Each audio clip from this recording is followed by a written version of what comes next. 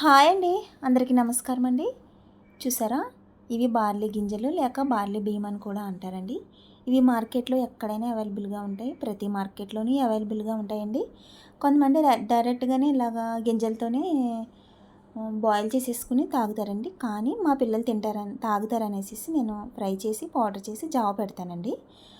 అయితే ఇది ఒంట్లో ఉన్న వేడిని మొత్తము పోగొడుతుందండి నిజంగా.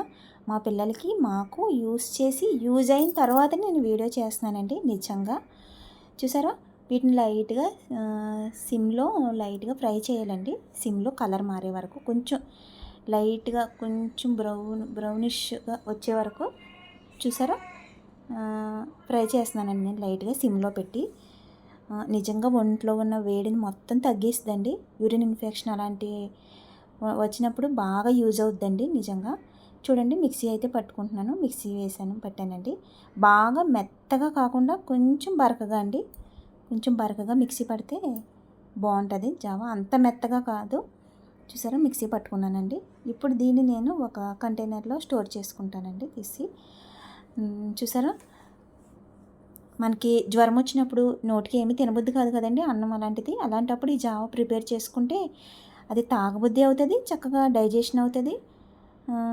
అలాగే చక్కగా ఎనర్జీగా కూడా ఉంటుందండి ఈ జావ తాగితే.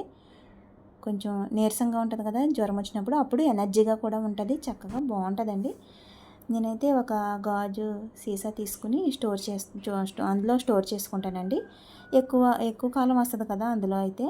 చక్కగా చూడండి, ఇందులోకి అయితే స్టోర్ చేసుకుంటున్నానండి నేను. మనకి ఇంకెప్పుడైనా కావాలన్నప్పుడు చక్కగా జావ ప్రిపేర్ చేసుకోవడానికి బాగుంటుందండి. ఈ బార్లీతో చాలా ఉపయోగాలు ఉన్నాయండి. ఇవే కాదు, వేడినే కాదు, ఇంకా చాలా ఉపయోగాలు అయితే ఉన్నాయి. దీనివల్ల మనకి మంచిగా కానీ ఏమి నష్టమేమీ లేదండి నిజంగా. చూసారా, ఇలాగా ఒక సీసాలోకి నేను స్టోర్ చేసుకున్నానండి. ఇప్పుడు ఒక 2 స్పూన్లు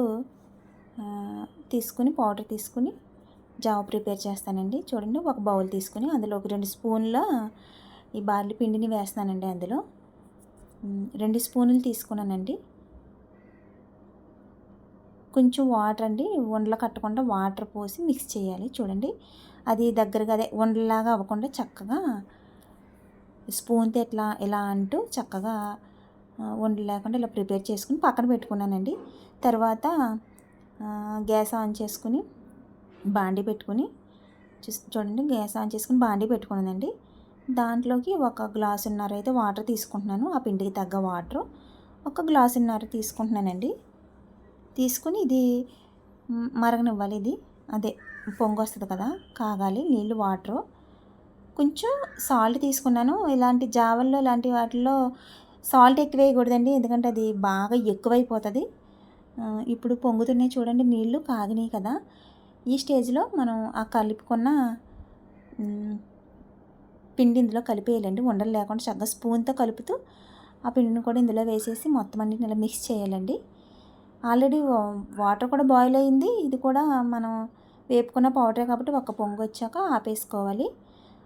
ఆపేసుకుని కొంచెం గోరు వెచ్చగా ఉన్నప్పుడు నేను గాజు గ్లాస్లోకి తీసుకుంటున్నానండి. కొంచెం గోరు వెచ్చగా ఉంటే బాగా తాగబుద్ధి అవుతుంది. గాజు గ్లాసులని ఎందుకు పోస్తున్నానంటే పిల్లలు అట్రాక్టివ్గా తాగుతారు కదండి, అందుకని. మీకు కనుక ఈ వీడియో నచ్చినట్లయితే ఒక చిన్న లైక్ ఇవ్వండి. మరిన్ని వీడియోస్ కోసం నా ఛానల్ని సబ్స్క్రైబ్ చేయడం మర్చిపోకండి ఫ్రెండ్స్. ఈ విధంగా ప్రిపేర్ చేసుకుని ఎలా ఉందో కామెంట్ రూపంలో తెలియచేయండి. చూడండి, ఇప్పుడు మా పాపకి ఇస్తాను, తాగుతుందండి. మీరు కూడా ప్రిపేర్ చేసుకోండి ఫ్రెండ్స్. Bye friends.